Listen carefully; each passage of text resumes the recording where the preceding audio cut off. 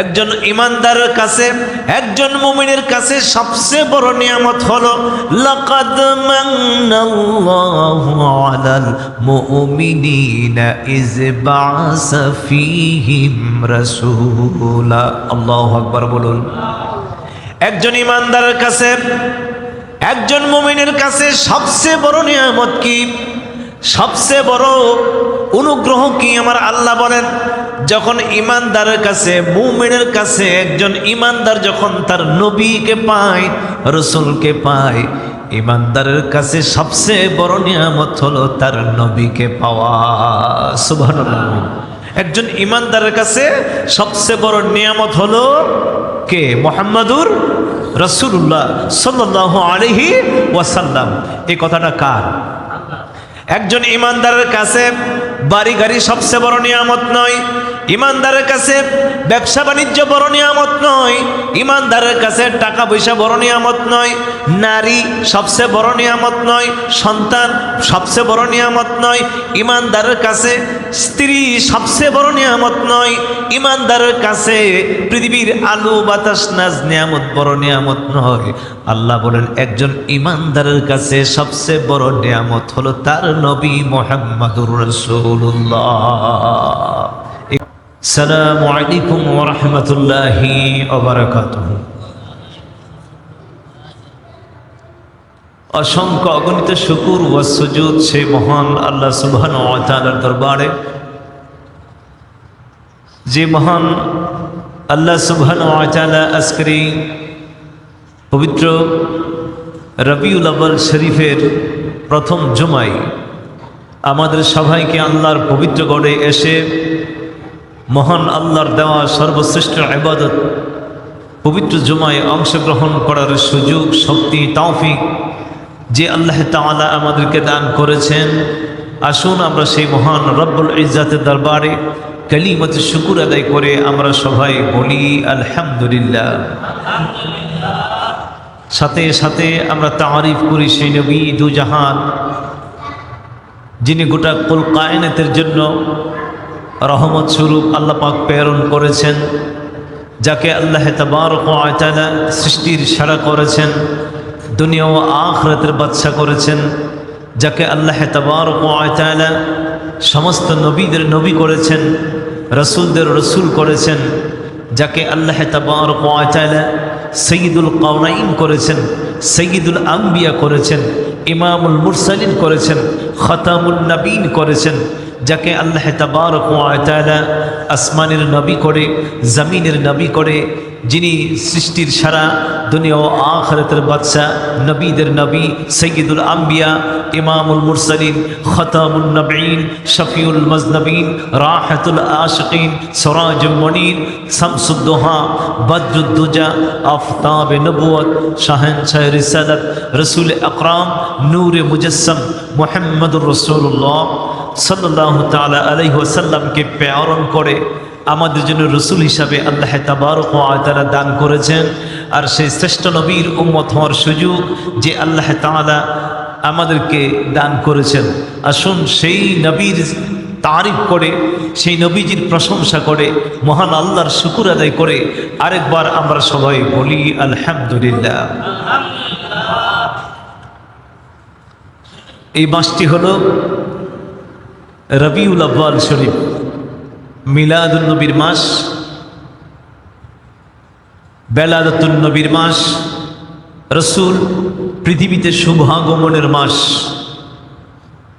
রবিউল আউয়াল শরীফ একটা রহমত, বরকত, একটা নূরে নূরান্বিত আলোকিত মাসের নাম হচ্ছে রবিউল আউয়াল শরীফ।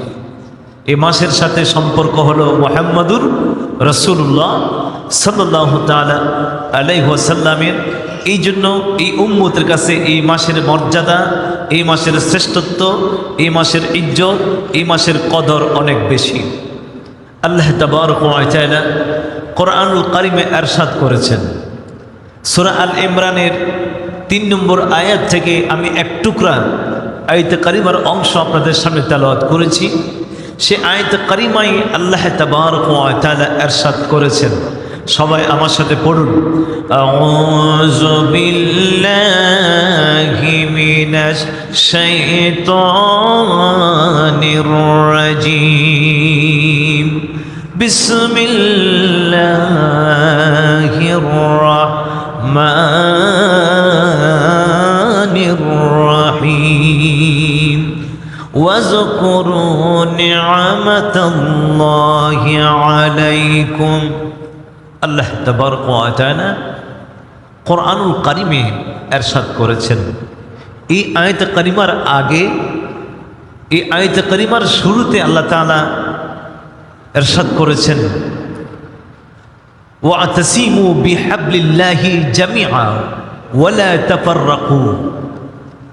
হে ঈমানদারগণ, ওয়াতাসিমু বিহাবলিল্লাহি জামিআ, তোমরা ঐক্যভাবে আল্লাহর রশিকে ধরে রাখো।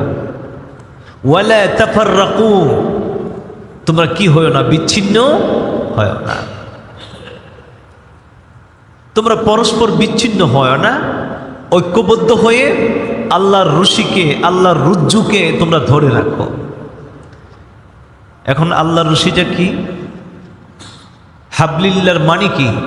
আল্লাহ কি আসমান থেকে কোনো শিকল পাঠাইছে আমরা ধরে রাখতাম? এমনটাও তো না। আল্লাহ পাক কোনো রশি পাঠাইছে আমরা ধরে রাখতাম? এমনটাও না।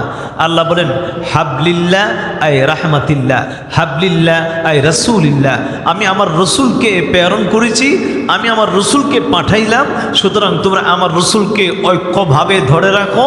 ওয়ালা তাফাররাকু, তোমরা পরস্পর কি হয় না, বিচ্ছিন্ন হয় না। ওয়াজকুরু নি'মাতাল্লাহি আলাইকুম, তোমরা আমার নিয়ামতের আলোচনা করো, নিয়ামতের শুকর আদায় করো, নিয়ামতের পর্যালোচনা করো, নিয়ামতকে স্মরণ করো। তোমাদেরকে আমি যেই নিয়ামত দিয়েছি সেই নিয়ামতগুলোর স্মরণ করো, আলোচনা করো। আল্লাহ পাক আমাদেরকে নিয়ামত দিয়েছেন, এত অসংখ্য অগণিত নিয়ামত দিয়েছেন। আল্লাহর নিয়ামত কোনো বান্দা গণনা করে শেষ করতে পারবে না। আল্লাহর নিয়ামত গণনা করে শেষ করা যাবে? আলো দিল আল্লাহর নিয়ামত, বাতাস দিল আল্লাহর নিয়ামত, বায়ু দিল আল্লাহর নিয়ামত, রিজিক দিল আল্লাহর নিয়ামত, ফল ফ্রুট যাই কিছু আমরা খাচ্ছি সব কার নিয়ামত? আল্লাহর নিয়ামত। সবগুলো আল্লাহর নিয়ামত। আল্লাহ বলেন বান্দারে টাকা দিলাম, পয়সা দিলাম, ধন দিলাম, দৌলত দিলাম, শরীর দিলাম, সুস্থতা দিলাম, সবগুলো আমার নিয়ামত। সুতরাং আমার নিয়ামত যখন তুমি পাবে, আমার নিয়ামত পাইয়া তুমি নিয়ামতের আলোচনা করো, নিয়ামতের শুকর আদায় করো, নিয়ামতের পর্যালোচনা করো, নিয়ামতকে স্মরণ করো। আমার ভাইরা, আমরা আল্লাহর নিয়ামত পাইলাম, নিয়ামত পাইয়া আল্লাহকে স্মরণ করলাম, নিয়ামত পাইয়া আল্লাহকে স্মরণ করলাম, আল্লাহর আলোচনা করলাম। এখন আমরা কে আল্লাহ পাক দুনিয়াতে প্রেরণ করেছেন, এটা একটা নিয়ামত। দুনিয়াতে তার আলো বাতাস নাজ নিয়ামত পাইয়া আমরা পৃথিবীতে বিচরণ করি, এটা একটা নিয়ামত। এক একজনের কাছে নিয়ামত এক এক রকম হয়। কোনো সময় পানিটা আমাদের জন্য বড় নিয়ামত হয়, কারণ পানি হচ্ছে মানুষের জীবন। পানি কি? মানুষের জীবন। আবার কোনো সময় অক্সিজেন, হাইড্রোজেন, নাইট্রোজেন আমাদের বড় নিয়ামত হয়, কারণ এগুলো ছাড়া মানুষ বাঁচতে পারে না। আলো বাতাস আমাদের জন্য বড় নিয়ামত হয়, এগুলো ছাড়া মানুষ বাঁচতে পারে না। আবার কোনো সময় টাকা পয়সা, ধন দৌলত বড় নিয়ামত হয়, কারণ টাকা পয়সা ছাড়া বাঁচা যায় না, পৃথিবীতে থাকা যায় না, এই জন্য এগুলো বড় আল্লাহর নিয়ামত। অনেক সময় একটা নারী, একটা স্ত্রী, একটা মানুষ আপনার জন্য বড় নিয়ামত হয়ে যায়, কারণ এগুলো আপনার আত্মাকে শান্তি দেওয়ার জন্য আল্লাহ পাক তৈরি করেছেন। এক এক সময় এক একজনের কাছে একটা জিনিস বড় নিয়ামত হয়, কিন্তু একজন ইমানদার মুমিনের কাছে যদি প্রশ্ন করা হয়, ও ইমানদার, ও মুমিন, তোমার কাছে সবচেয়ে বড় নিয়ামতটা কি? হে ইমানদার, হে মুমিনগণ, তোমার কাছে সবচেয়ে বড় নিয়ামত কি? ইমানদার উত্তর দিবে, বাড়ি গাড়ি আমার সবচেয়ে বড় নিয়ামত নয়, সোনা গহনা আমার কাছে বড় নিয়ামত নয়, স্বর্ণ রূপা আমার কাছে বড় নিয়ামত নয়, টাকা পয়সা অর্থ করি আমার কাছে বড় নিয়ামত নয়, আমার মহিলা, আমার স্বামী, আমার স্ত্রী আমার কাছে বড় নিয়ামত নয়, আমার ছেলে মেয়ে আমার কাছে বড় নিয়ামত নয়, পৃথিবীর নাজ নিয়ামত আমার কাছে বড় নিয়ামত নয়, আমার কাছে পৃথিবীর খাদ্য খাবার আমার কাছে বড় নিয়ামত নয়, আলু বাতাস আমার কাছে বড় নিয়ামত নয়। ও মুমিন, তোমার কাছে সবচেয়ে বড় নিয়ামত কি? আল্লাহ তাআলা বলে দিচ্ছেন, একজন ইমানদারের কাছে, একজন মুমিনের কাছে সবচেয়ে বড় নিয়ামত হলো লাকাদ মান্নাল্লাহু আলাল মুমিনিনা ইয বা'সা ফীহিম রাসূলা। আল্লাহু আকবার বলুন। একজন ইমানদারের কাছে, একজন মুমিনের কাছে সবচেয়ে বড় নিয়ামত কি, সবচেয়ে বড় অনুগ্রহ কি? আমার আল্লাহ বলেন, যখন ইমানদারের কাছে, মুমিনের কাছে, একজন ইমানদার যখন তার নবীকে পায়, রসুলকে পায়, ইমানদারের কাছে সবচেয়ে বড় নিয়ামত হলো তার নবীকে পাওয়া। সুবহানাল্লাহ। একজন ইমানদারের কাছে সবচেয়ে বড় নিয়ামত হলো কে? মুহাম্মাদুর রাসূলুল্লাহ সাল্লাল্লাহু আলাইহি ওয়াসাল্লাম। এই কথাটা কার? একজন ইমানদারের কাছে বাড়ি গাড়ি সবচেয়ে বড় নিয়ামত নয়, ইমানদারের কাছে ব্যবসা বাণিজ্য বড় নিয়ামত নয়, ইমানদারের কাছে টাকা পয়সা বড় নিয়ামত নয়, নারী সবচেয়ে বড় নিয়ামত নয়, সন্তান সবচেয়ে বড় নিয়ামত নয়, ইমানদারের কাছে স্ত্রী সবচেয়ে বড় নিয়ামত নয়, ইমানদারের কাছে পৃথিবীর আলো বাতাস নাজ নিয়ামত বড় নিয়ামত নয়।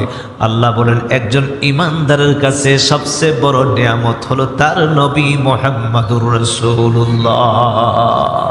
এই কথাটা কার? জোরে বলুন, কার? আল্লাহ তাবারক ওয়া তাআলা আরেক জায়গায় বলেছেন, আন-নাবিয়্যু আওলা বিল মুমিনিনা মিন আনফুসিহিম। একজন ইমানদারের কাছে সবচেয়ে ভালো জিনিস কোনটা, সবচাইতে প্রিয় কোনটা? একজন ইমানদার কাকে সবচাইতে প্রিয় মনে করবে? একজন ইমানদার কাকে সবচাইতে জানের চাইতে আরো বেশি প্রিয় মনে করবে? ইমানদারের কাছে স্ত্রী বড় প্রিয় মনে হবে না, ইমানদারের কাছে তার স্বামী বড় প্রিয় হবে না, ইমানদারের কাছে সন্তানাদি প্রিয় হবে না। একজন ইমানদারের কাছে সবচাইতে বড় প্রিয় হবে তার নবী মুহাম্মদুর রাসূলুল্লাহ। কার কাছে? ইমানদারের কাছে। একজন মুমিনের কাছে সবচেয়ে বেশি প্রিয় হবে তার নবী মুহাম্মদুর রাসূলুল্লাহ সাল্লাল্লাহু আলাইহি ওয়াসাল্লাম। এই কথাটাও কার? আল্লাহ।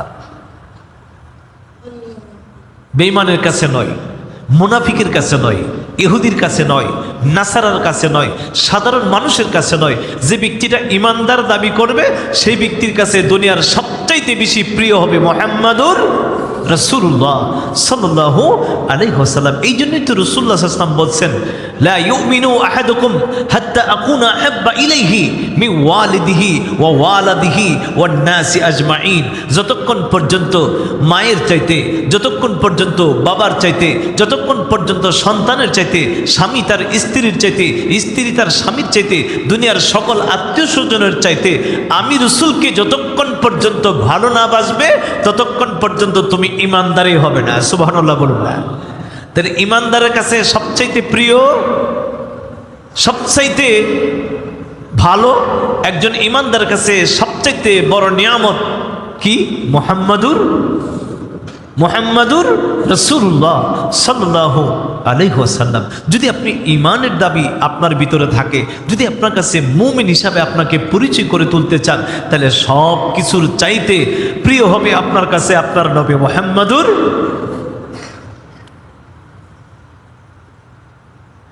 একজন সাহাবীকে আবু সুফিয়ান এখনো ইসলাম ধর্ম গ্রহণ করেন নাই। নতুন মুসলমান যারা ইসলাম ধর্ম গ্রহণ করেছেন তাদেরকে ধরে নিয়ে তারা যথেষ্ট পরিমাণ অবিচার অত্যাচার করত। মক্কার কাফিরগুলো, মুশরিকগুলো। তো একজন মুসলমান যিনি নতুন ইসলাম ধর্ম গ্রহণ করেছেন, রসুল প্রেমিক, আশিক রসুল, সাহাবী, তাকে ধরে আবু সুফিয়ান বলল, এখন তো তোর দিন শেষ, আমরা তোকে মেরে ফেলব, তোকে আর পৃথিবীতে বাঁচার কোনো সুযোগ দিব না। তবে তোর কাছে একটা কথা বলি, তোকে ছেড়ে দিব, তোর জায়গায় তোকে ছেড়ে দিলে তুই তোর পরিবার পরিজন নিয়ে শান্তিতে বসবাস করতে পারবে, সুখে থাকতে পারবে, আরাম আয়েশে থাকতে পারবে। তবে বিনিময় হলো তোর এই জায়গায় যদি তোর নবী মুহাম্মদকে এনে দিতে পারোস, তাইলে তোকে ছেড়ে দিব, তুই সুখে শান্তিতে থাকতে পারবে, আর তোর নবীকে আমরা হত্যা করে ফেলবো। তুই কি এই ব্যাপারে রাজি আসোস, একমত আসোস?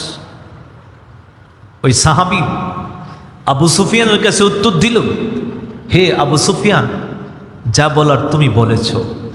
একটা স্পষ্ট কথা তোমাকে জানাইয়া দিই, আমার ছেলে মেয়ের বিনিময়ে, আমার পরিবার পরিজনের বিনিময়ে, আমার দুনিয়ার আরাম আয়ের শান্তির বিনিময়ে, এমনকি আমার জীবনের বিনিময়ে হলেও আমার রাসূলুল্লাহর গায়ে একটা কাঁটা ফুটুক, এটা আমি সাহাবী সহ্য করতে পারবো না। সুবহানাল্লাহ।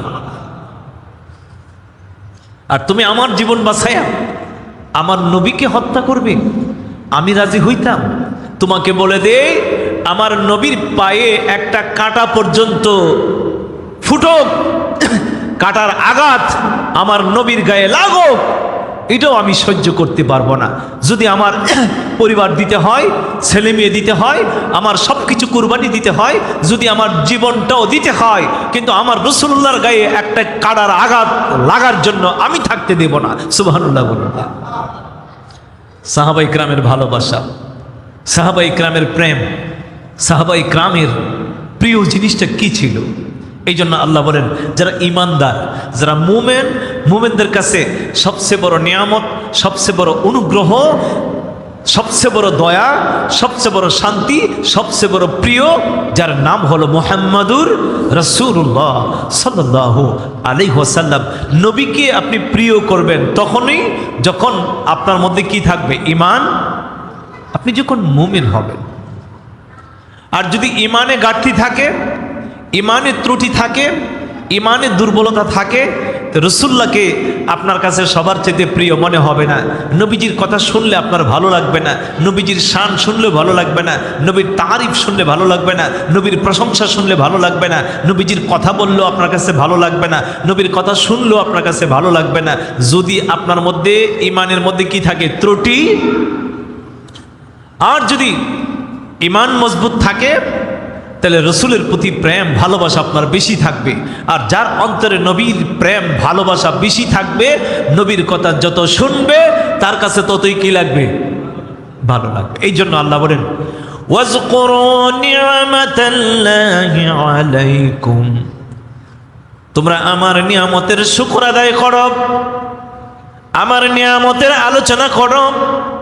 আল্লাহ পাক সূরা দুহায় আরো বলেছেন, ওয়া আম্মা বিনি'মাতি রাব্বিকা ফাহাদ্দিস, আমার নিয়ামত যেখানে পাবে, আমার নিয়ামত যখন পাবে, আমার নিয়ামতের আলোচনা করবে, আমার নিয়ামতের পর্যালোচনা করবে, আমার নিয়ামতের স্মরণ করবে। সুতরাং নিয়ামতের স্মরণ করা, নিয়ামতের আলোচনা হুকুমটা কার? যেরকম হুকুমটা কার? এখন কোরআনের আয়াত দ্বারা, কোরআনুল কারীমের দ্বারা স্পষ্ট প্রমাণ হলো একজন মুমিনের কাছে সবচাইতে বড় প্রিয় কে? মুহাম্মাদুর। একজন মুমিনের কাছে সবচেয়ে বড় নিয়ামত কি? মুহাম্মাদুর।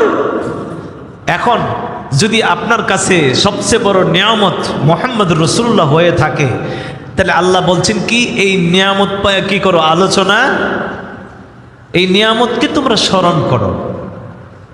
এই জন্য যখন মিলাদুন নবীর মাস আসে, আমরা যদি ইমানদার নিজেকে দাবি করি, তাহলে এই ইমানদারের দাবি অনুযায়ী সবচেয়ে বড় দায়িত্ব হবে, যদি তুমি মুমিন হয়ে থাকো আর নবী যদি তোমার কাছে সবচেয়ে বড় নিয়ামত হয়, যখন এই মাসটা আসে, এই মাসটা আসলে নবীর আলোচনা করা, নবীকে স্মরণ করা, নবীর জিকির করা, নবীর সম্মান ইজ্জত মর্যাদা তুলে ধরা তোমার কাজ হবে। সুতরাং নবীর বেলাদতের আলোচনা করা, এক কথায় নবীর জীবনী সম্পর্কে আলোচনা করা, রসুল সম্পর্কে ধ্যান ধারণা দেওয়া, রসুল সম্পর্কে একে অপরে আলোচনা করা, এটাই হবে তোমার কাজ। এই হুকুমটা দিয়েছেন কে?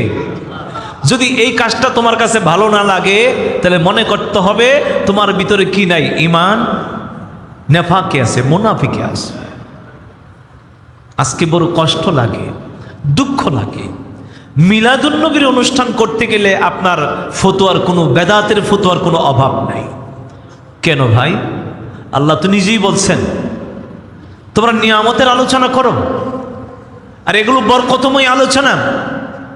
মিলাদুন্নবীর আলোচনার দ্বারা একদিকে তোমার ইবাদত হবে, অপর দিকে গুনাহ মাফ হবে, অপর দিকে মিলাদুন্নবীর আলোচনার দ্বারা ঈমান তাজা হবে। সুবহানাল্লাহ বলুন না। কেন ঈমান তাজা হবে? মিলাদুন্নবীর আলোচনার দ্বারা তুমি রসুলের যখন হাকিকত জানতে পারবে, রসুল সম্পর্কে তোমার যখন পূর্ণ আইডিয়া হবে, তখন রসুলের প্রতি তোমার ভালোবাসা জাগবে। যার অন্তরে নবীর ভালোবাসা যত, তার ঈমান তার অন্তরে তত, ঠিক কিনা? যে রসুলকে যত বেশি ভালোবাসে, তার ভিতরে ঈমান তত বেশি থাকে। এই জন্য আপনার যখন ধারণাটা স্বচ্ছ হবে, আপনি যখন আমার সম্পর্কে জানবেন, অথবা আমি যখন আপনার সম্পর্কে জানবো যে লোকটা বড় ভালো, লোকটা বড় ভদ্র, লোকটা নম্র, লোকটা দানবীর, লোকটা শিক্ষিত, লোকটা জ্ঞানী, লোকটা মানুষকে খুব উপকার করে, আমি যখন আপনার সম্পর্কে জানবো আর আপনি যখন আমার সম্পর্কে জানবেন, আচ্ছা বলেন তো দেখি, আপনার সাথে সম্পর্কটা আমার ভালো হবে না খারাপ হবে? কে বলেন ভালো হবে না খারাপ হবে? ভালো হবে। কেন? আমি আপনার সম্পর্কে জানতে পেরেছি, আপনার সম্পর্কে আমি বুঝতে পেরেছি। এই জন্য একটা স্বচ্ছ আইডিয়া, ধারণা আপনার প্রতি আমার চলে আসছে। আপনার প্রতি আমার যে অনুমান ভিত্তিক একটা ধারণা ছিল, আপনি না জেনে কি, যখন আপনার সম্পর্কে আমি জেনে ফেলেছি, তখন এই ধারণাটা আমার অন্তর থেকে কি হয়ে গেল? দূর হয়ে গেল। ক্লিয়ারভাবে আমি জানতে পেরেছি আপনি এইরকম, আপনি সেই রকম। ঠিক তদ্রুপ রসুল সম্পর্কে যখন নবীর মিলাদের আলোচনা আপনি শুনবেন, মিলাদের আলোচনার দ্বারা আপনার ভিতরে একটা স্বচ্ছ ধারণা তৈরি হবে যে রসুল কি ছিলেন, রসুল কেমন ছিলেন, তার মিলাদটা কেমন ছিল, তার জন্ম বৃত্তান্তটা কেমন ছিল। তখন রসুল সম্পর্কে আপনার আইডিয়াটা পরিবর্তন হয়ে যাবে। যখন আপনি জানতে পারবেন রসুল এমন ছিল, তখন নবীর প্রতি ইজ্জত, নবীর প্রতি সম্মান, নবীর প্রতি মহব্বত আপনার বেড়ে যাবে। সুতরাং নবীর মহব্বত যখন আপনার প্রতি বেড়ে যাবে, আপনার অন্তরে যখন নবীর মহব্বত এসে যাবে, তখন আপনার ঈমানের মধ্যে মজবুতি আসবে। এই জন্য মিলাদুন্নবীর আলোচনার দ্বারা কি হয়? ঈমান তাজা হয়, ঈমান কি হয়? মজবুত হয়। তো এই সমস্ত অনুষ্ঠান, এই সমস্ত কাজ করতে যারা বাধা সৃষ্টি করে, বুঝতে হবে আসলে তারা নবীর ইজ্জত সম্মান চায় না, তাদের মধ্যে নেফাকে আছে, তাদের মধ্যে কুফরি আছে, তাদের মধ্যে রসুল সম্পর্কে ধারণা পাল্টা আছে। এই জন্য তারা নবীর শানমান বলতে চায়। রবিউল আউয়াল আসলে কেন আমরা বেশি মিলাদুন নবীর আলোচনা করি? এটা একটা সিস্টেম। রমজান মাস আসলে রোজার আলোচনা বেশি হয়, হজের মাস আসলে হজের আলোচনা বেশি হয়, মুহররম মাস আসলে মুহররমের আলোচনা বেশি হয়। একটা স্বাভাবিক কারণ, সময় আসলে সময়ে আলোচনাটা করলে মানুষের মধ্যে একটা ধ্যান ধারণার সৃষ্টি হয়, মানুষের মধ্যে একটা জানা বোঝা তৈরি হয়, উৎসাহ উদ্দীপনা তৈরি হয়। এই জন্য রমজান মাস আসলে রোজার আলোচনা বেশি করা হয়। তার মানে কি এমন যে রমজান মাস আসলেই রোজার আলোচনা করতে হবে, এছাড়া আর আলোচনা করা যাবে না, এরকমটা কেউ মনে করে যে রোজার ফজিলত রোজার মাস ছাড়া আর বর্ণনা করা যাবে না, হজের ফজিলত হজের মাস ছাড়া বর্ণনা করা যাবে না, এমন কথা কেউ বলে? যে মিলাদুন্নবীর মাস আসলে মিলাদের আলোচনা বেশি হয়, কারণ এটা সময়ের সাথে মিলাইয়া।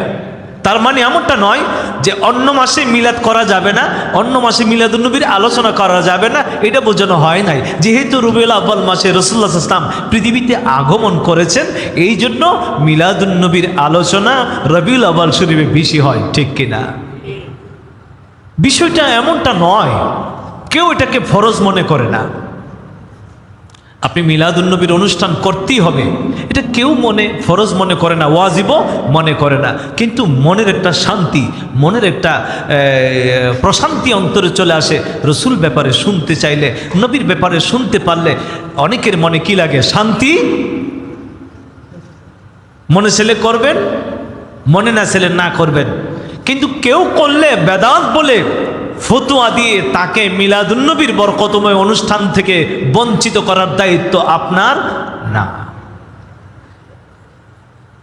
আল্লাহ তাআলা এই জন্য পরিষ্কার বলছেন, ওয়া আম্মা বিনিআমাতি রাব্বিকা ফাহাদ্দিস। যখন তুমি আমার নিয়ামত পাবে, এই নিয়ামত গুরুর আলোচনা করো। আর আমরা যদি সত্যি মনে করি সবচেয়ে বড় নিয়ামত, সবচেয়ে বড় অনুগ্রহ, সবচেয়ে বড় দয়া, সবচেয়ে বড় রহমত আমাদের জন্য হলো রাহমাতুল লিল, তাহলে তো এই নিয়ামতের আলোচনায় আমাদের বেশি করা উচিত। যেহেতু ইমানদারের কাছে সবচেয়ে বড় নিয়ামত হলো মুহাম্মাদুর